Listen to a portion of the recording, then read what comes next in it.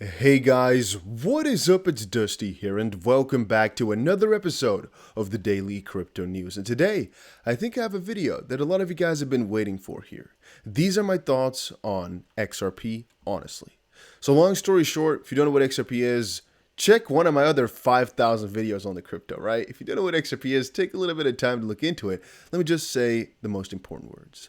XRP, I think, is one of the most useful cryptos, or at least is going to be one of the most useful cryptos, but it's having some really big troubles in a lawsuit with the SEC. I honestly believe they have a very good shot at winning, and I think that will happen somewhere throughout next year. And for that reason, I've been accumulating quite a lot. Again, both those reasons. One is utility. Second is the fact that I hope they're going to be winning this lawsuit next year. And thus, I've been accumulating.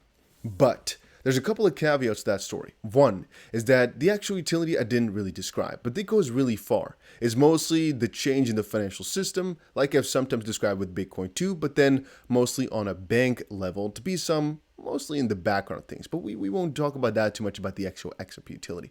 Let's kind of keep that to the forefront, or the background, I guess, while we talk about the forefront more so. XRP price right now, 42 cents. What am I expecting? Again, long story short, just kind of cutting through the BS. Honestly, I said before when we got this lawsuit coming in, I said, okay, we've gone to 17 cents right now. I'm honestly expecting like 100x in 3 years at least, something along those lines, which is about $17 if I'm not mistaken or so. And right now it's been a year and a half or so, and I've kind of cut it down to about a 50x from that low, which is still a whole lot of money. And since we've, let's say, done about a 2.5 or 3x or so, there's definitely a lot of room to grow. But it depends on a lot of factors. Is there a bull market when the lawsuit settles? Would the lawsuit settling be, completely positive or halfway positive? There's a couple of different notes we can end on, right? XRP is no longer security. That can be one thing. But it could still be then that it was in the security in the past, right? And that might determine how excited people are and so forth and so on. There's a lot of little moving parts in that sense, a lot of variables. I've honestly said before, I expect it to be at least a couple of dollars, but I do expect some really heavy sell pressure at about $3 or so, as a lot of people are trying to recoup their losses from way back. But then over a little bit of time for the price to really spike too high, where a lot of people are going to lose money due to FOMO, which is why I said to my friends, buy early. And then the moment it starts to go up, don't start buying like crazy or so, because you'll most likely be buying somebody else's back that's going to dump on you, or at that point is basically dumping on you. When the prices go up like crazy, if you guys get my drift. So where am I going to be selling? Well, to be honest with you guys, it's because I don't need the money, that I don't really have a sell out plan. But I think I described to you guys before a little retirement plan, right? Got to quickly see if I can load this all up. It's been a little while. Yeah, it's been a little while since we take a look at this. Let's see, last edit was actually over a year ago already. So in our XRP retirement plan, what we basically described was this idea of how many cryptos we should accumulate to actually retire through all of this. And of course, this is more prevalent during a really big bull run. Whenever crypto prices are so bearish, people like to less think about retirement and think to more about when to buy in the short term and when to quickly sell to make some profit and how to not lose money, basically. But I think that in these bearish times, it's actually a lot more important to look at the further future and think about retirement, or not necessarily that, but think about your exit plan, your end goal. Again, let me reiterate, I don't necessarily have an end goal, partially because I don't really need to cash out to pay for any quick things. I'm not going to cash out my crypto to buy something that's going to be a liability. Then again, if I were to want to start a new business or so, or actually invest into something, it definitely might be something I might do. However, the reason I also say that, reason number two, is because I don't see XRP, or even Bitcoin for that matter, purely as an investment to make this coin basically go up in value to then sell again for more. That would literally be me falling into that little greater fool's theory or fallacy. I don't really fall by those rules. No. What I personally think about is this is literally let's say the fundamentals of our newer financial system. And so me holding on to this is basically me holding on to future money, future utility or so. And my goal is to accumulate more of those coins rather than more euros or more dollars, as I honestly believe that those will piece by piece become worth less, as has been historically proven or so. And with these cryptos, for the really short past that we've had right now, or thus far, they've become worth more and more and more. Point being, well, since it's going to bring more and more utility, since we're buying into it officially for a lot of utility that's going to be coming at one point, and it's going to be the sort of backbone of the financial system, any financial system at that point, Why would I then sell it? Well, again, maybe you have different goals. So what I described before was you might want to start thinking about really when you might want to cash something out, because if the lawsuit does settle, there's a good chance we're going to see a crazy pump and potentially a dump pretty quick afterwards as people start to, think, well, we got this clarity on XRP. It might be the first properly regulated crypto, but this or that or this. Maybe it's a bearish market, people get sad, or maybe people want to cash out at 3, 5, whatever dollars again because they need some money or they finally feel rich. They've waited for years for this. We got to prepare to potentially sell some coins at that point. Or, again, this is very relevant as well. If you guys are following my, I guess if you've been following for a little while, I described to you all a very important trading strategy for in case we get a lawsuit settlement, basically. And my trading setup was so that the moment it starts to spike and go crazy, that will most likely turn 10,000 into a million or two, because I don't think it's going to be too hard, depending on what kind of crazy pump we get. But at that point as well, you might want to think about how much money you really want to cash out with, right? And what percentage profit. So we have one little spreadsheet from a little while ago as well. It's more than a year since we touched this one. And it was basically to do some really simple math, some really simple calculations. But this is something which I honestly recommend you all to just do for a couple of minutes every month or so, just kind of rethink your own strategies. Again, this is very simple, but remember a couple things. Here's, for example, CZ's recommending diversification investments, even though he's all in crypto and Bitcoin. I honestly say, again, maybe think about cashing out some crypto to fund some newer investments. Maybe you want to buy property. Maybe you want to buy watches. Maybe you want to buy some older vehicles. There's a lot of different options. Maybe you want to start a crazy business. You want to start a cookie business. You want to start a, pig business. I don't know. Also, the rules regarding Bitcoin and 401ks and crypto and 401ks are getting better and better because they're starting to notice, hey, it's actually a really potential good inverse correlation in the future to hedge against your traditional S&P and whatnot that you might have over in there, but also to kind of get you that little edge where you potentially might make some crazy gains to fill up a lot of the gap that your current gains with your S&P and whatnot might not actually cover. Again, remember, a lot of companies are feeling this too. A lot of companies are stacking up on XRP, just knowing that in a couple of months here, there's going to be some settlement, which is something we should prepare for the pump and dump at that point, because it could really spike to as high as $12 or so in a couple of minutes, a couple of hours at that point. But it might come back to $5 a little bit afterwards. A lot of possibilities, and we should be prepared for all. And again, with the longer term for Ripple/XRP, I'm not really too afraid, not really too scared. But we're just talking like medium term here, and we're talking a couple of different scenarios. So what we had over here, let's quickly take a look at it again. Calculate the amount of money you would like to have. So for example, you put in how many coins you'll have at one point or another, right? So let's say, for example, at some point we'll have 17,000 XRP. We put the price per coin that we're thinking is going to go to. Let's say, for example, we think is going to go to about $12 after this settlement. Then we'll end up having $209,000 at that point. Again, I can choose to cash out. So it's just to get some insights as to where we're going to go. This is nice to have, even though it's not too crazy difficult. Or calculate the amount of coins you'd need. So let's say you are looking to get to $1 million.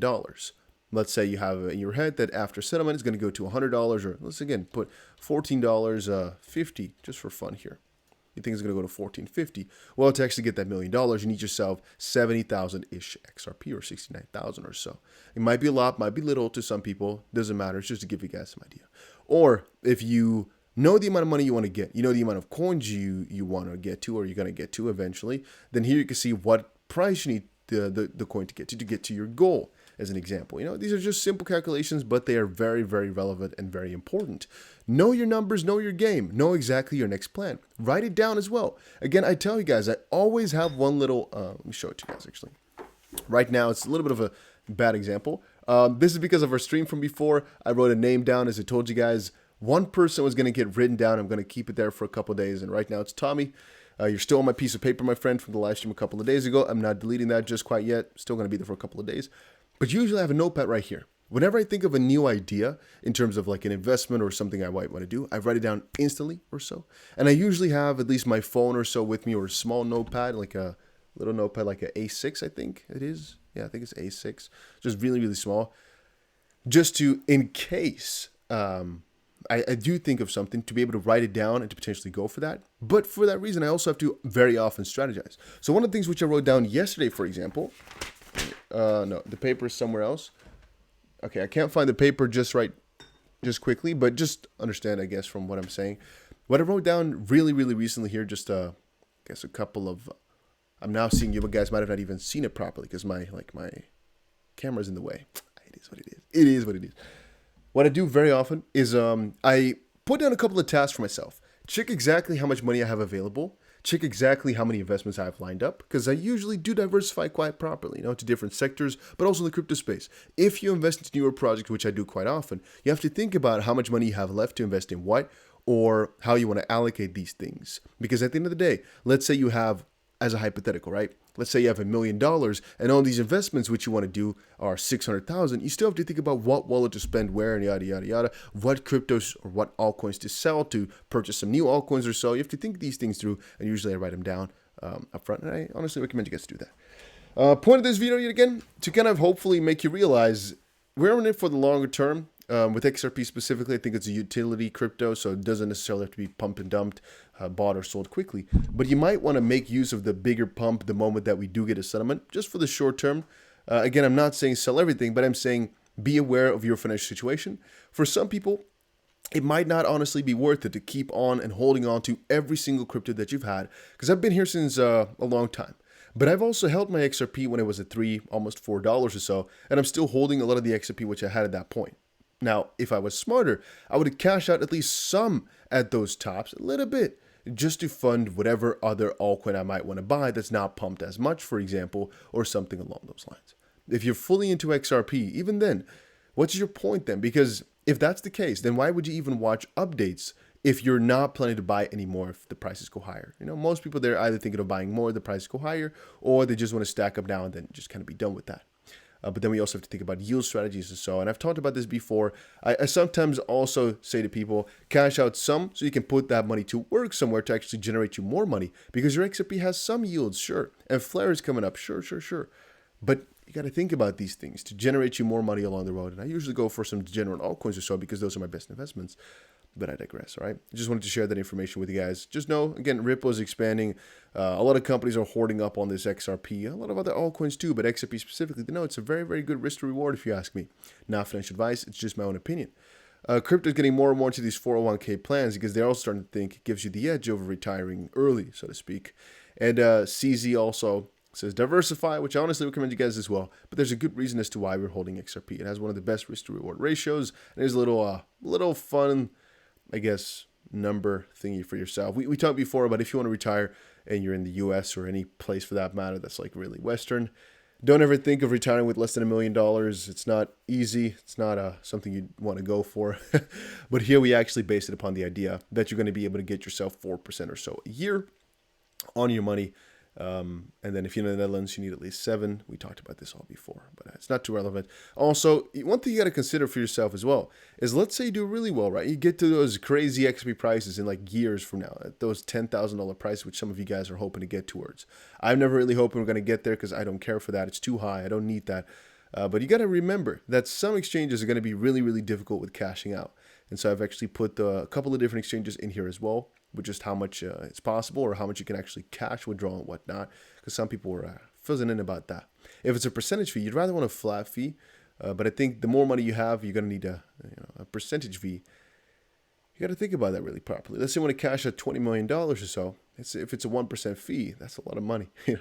But I guess that's a future problem. But sometimes you got to prepare for these things because things can change at any one moment, One day you might wake up and you have $10 million to your name. Next day you might go to sleep with only $1 million in the bank. And the next day you might wake up with freaking $7 and 6 hot dogs next to your bed. So having said that, hopefully you guys enjoyed this little video. Little more mind so. Not so necessarily crypto news. I guess just something to kind of keep you guys occupied with in mind. And yeah, if you enjoyed it, make sure you press the like button. Adios.